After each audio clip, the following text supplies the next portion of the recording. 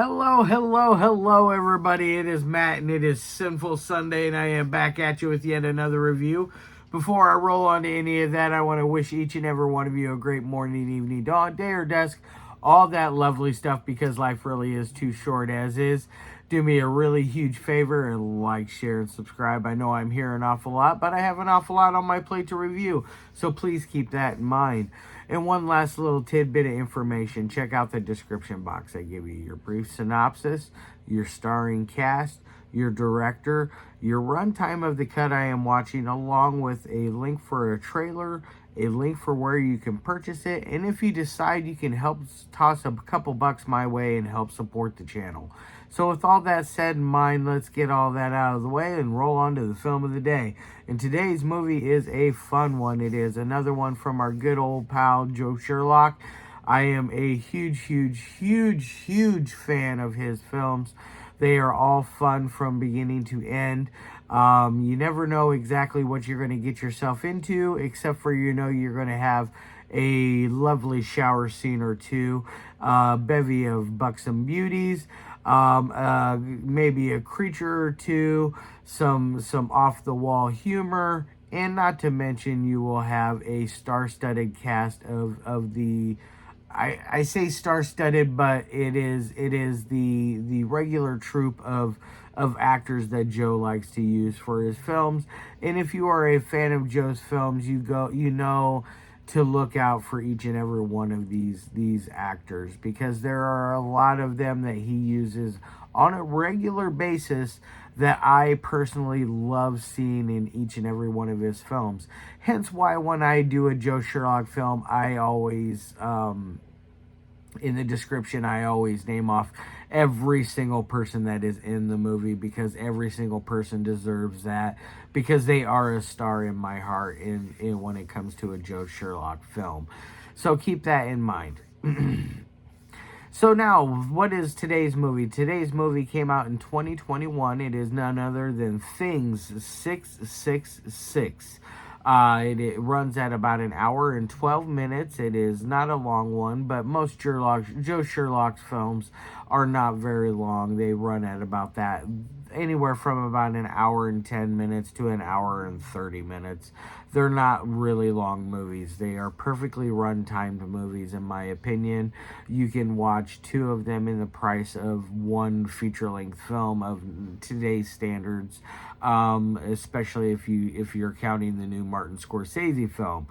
You can watch three Joe Sherlock films practically in that time span.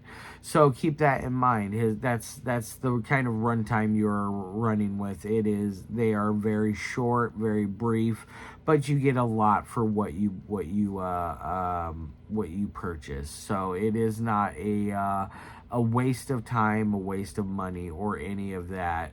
His films are always fun from beginning to end, no matter what you get, from Channel 99 to Blood Creek Woodsman to The Drifter to Things 666. Which, by the way, let's get into the story of what Things 666 is about. It is an anthology film that runs on three different stories. Its first story runs off of a creature that is accidentally uncovered while the father of Jules, Siren, and Tonjia Atomic is digging a hole for a new sub pump. Yes, and this creature decides it's going to come out and kill our good friend John Bowker right away at the very beginning of the movie. You do not see him digging up any holes or anything of that nature. You just see him kind of wandering around, and then eventually he is attacked by this creature. This creature that you only see partial, which is perfectly okay. It's a Joe Sherlock film. You don't need to see the entire thing. But throughout this entire story, there is a backstory of a mass shooting that has happened, and Jules Siren was a substitute teacher at a school, and she played the heroic duty of rescuing her students. And in the process, there is a crazed conspiracy theorist online that Tonjia Atomic, her sister, is following, that is accusing Jewel of being in the Illuminati and it being a false flag attack. It is a very interesting story, and it does ring close to home, being that my significant other is a teacher, and mass shootings at schools are such a hot button topic in today's society. It definitely rings true to the fact that a lot of these attackers are then often blamed on false flag type attack things, such as, I'm not going to really delve into that. I just know that one of them, a couple off the top of my head, are the Aurora theater shooter James Holmes, and of course the Sandy Hook shooter Adam Lanza. Those both can carry huge conspiracy theories behind both of them. So I definitely I see the ball rolling in that direction, and anytime these shootings happen, there's always some crazy conspiracy theorist out there, calling out for false flag attacks, or for other reasons. Basically, a lot of times it boils down to guns right advocates. So I'm not going to get too much further into that, but that is exactly the backstory that is going on inside of the story of the creature inside that has come out of this sub pump hole. And this is all the while discovered by Connor Sherlock. Connor Sherlock is a neighbor who lives across the way and has come over to help out, because he is very nice to both Jewel and Siren, or Jewel and Tanya. Not Jewel and Siren. Siren is her name. Jewel and Tanya. He is very nice to both of them, and so you later find out that he comes to save them, or at least attempt to save them from the day. And Jewel has enough and is tired of running and hiding, and she has now decided to fight back, and she fights back against the monster. Fun story. Now, that story is spread out throughout the entire film. Your second story stars none other than Joe Sherlock, Jackie Neyman Jones, and Rob Merickel. They have a fun story about a ghost, a doll, and a possible cover up murder, and the fact that there is something that kills Joe Sherlock, which makes him go walk out, and he is playing a regular at this very dive bar that Rob Merickel is just purchased from a guy named Ace. Ace is no longer with us, and his wife disappeared years beforehand, which made him go crazy and buy the bar and just go completely off the deep end in that aspect. Which I would too if that happened to me, if my wife disappeared. Now, you find out later that she was sleeping with another man, and that he possibly had murdered and buried her underneath the bar. All the while, there is Rob Merickel becomes kind of possessed. He keeps seeing this bloodied hammer all over, like visions of a bloodied hammer. He eventually attacks Jackie Neyman Jones, and Jackie Neyman Jones had found this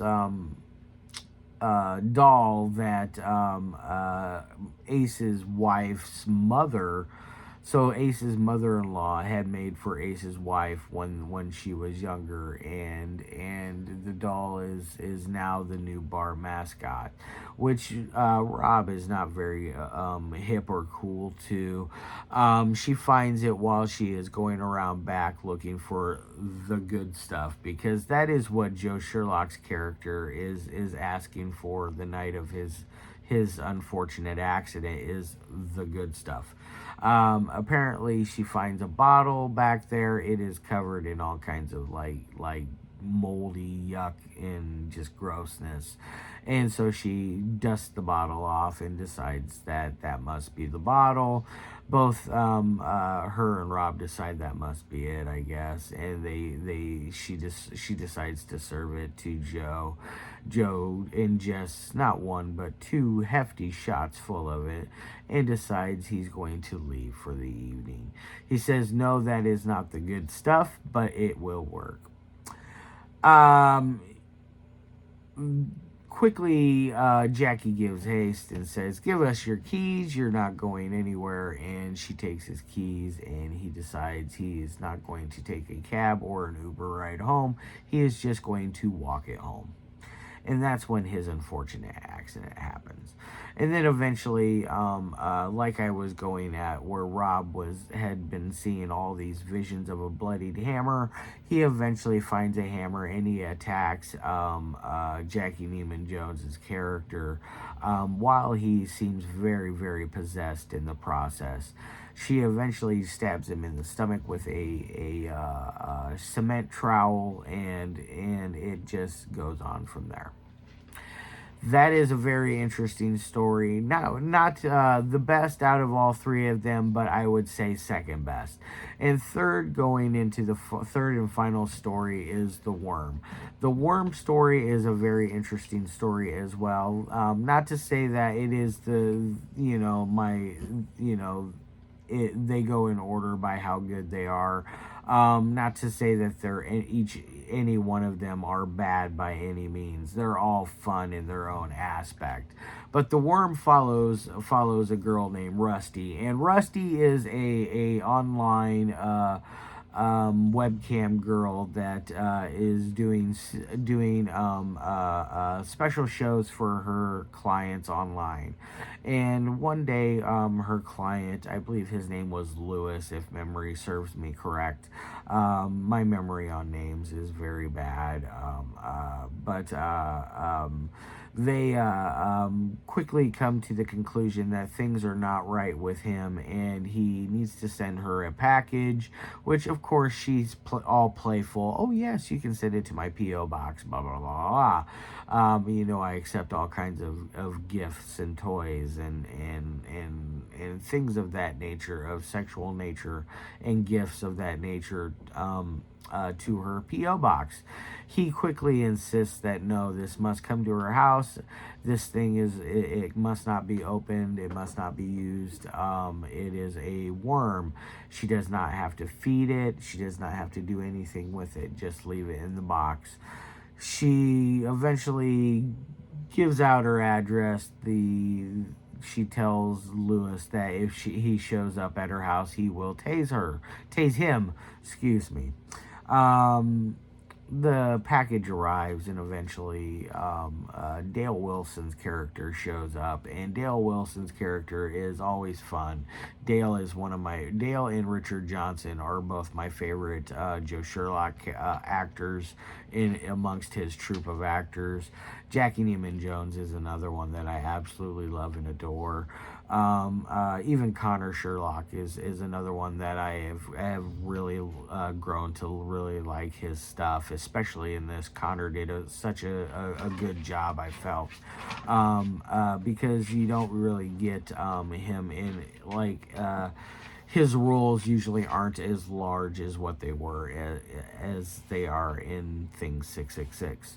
But back to the worm story. But Dale Wilson's character shows up and eventually is telling Rusty that she must give up the worm. And there is quickly a fight that ensues, and then eventually Dale Wilson is fried to beyond belief and turns into a melted mayonnaise of mush and slides across the wall. It is a very cool effect. I absolutely loved and thought it was one of the coolest effects of the entire movie. But she eventually is given all the money beyond all means that she needs. She finds out Lewis is actually not a living person anymore, and his being is living amongst the internet, and he is essentially a living, breathing computer program. him. In other words, it's really kind of a cool little story, very interesting. I really like it. And then Rusty has to go on the run, and then it ends with that. Fun movie. On to the three things that I like my movies to me. Audio is always crisp, cool, and clean in a Joe Sherlock film. You never have a moment where you never understand what is being said or done. There is always a good continuity to it. There is never a anything that doesn't make sense to what they're saying either. It is always done very good, so it's going to get an A+ on that end. Now on to dialogue. Dialogue is always the bread and butter when it comes to a Joe Sherlock film, because the dialogue is always so fun, funny, and cool, and all those three things all in the same little package, wrapped up with a nice little bow. They always have something that is going to catch your attention. They're always going to have things that are going to be said that will make you laugh. There are always going to be said things that will make you wonder. It definitely is always very, very, very well done. So I'm going to give it an A+ onto dialogue. Now on to editing. Joe is a very accomplished editor and knows exactly what he's doing when it comes to putting films together. And the further he gets into his filmography, the better he gets. And by now he is almost a master at the craft, in my opinion. I think he is one of the best editors when it comes to putting together his style of filmmaking together. It is very crisp and clean as well. There's never any weird continuity errors. He doesn't do weird jump cuts. He doesn't do cuts that don't make sense. He always has it on a nice, smooth, seamless uphill push. It never once loses its momentum. It never makes you scratch your head or wonder where the hell it's going in the direction that it's going. So it's going to get an A+ there. Now on to the 1 through 5. This one is not my favorite Joe Sherlock film by all means, but it is absolutely a fun thrill ride from beginning to end. I think that Things with a Z is better, but Things 666 is a very close second. It is very, very, very much fun. Things 5 is also very much fun from Joe. I highly recommend, if you are not a familiar person with his filmography, start out with Channel 99 or Blood Creek Woodsman. Those two are very good starts, and then maybe move your way up to Dark Zone 13 and then on to The Drifter, and drift along into either Dark Zone 13 Part 2 or into the Things franchise that he has added some very wonderful additions to that franchise. So definitely check out Joe Sherlock's films. Onto the 1 through 5, it's going to get a 4 out of 5. It is a banger. It is a winner from beginning to end. I can't stress enough. Check out Joe Sherlock's Things 666. I'm going to get the hell out of here. I hope all of you guys have a wonderful day. And as always, love your faces and peace.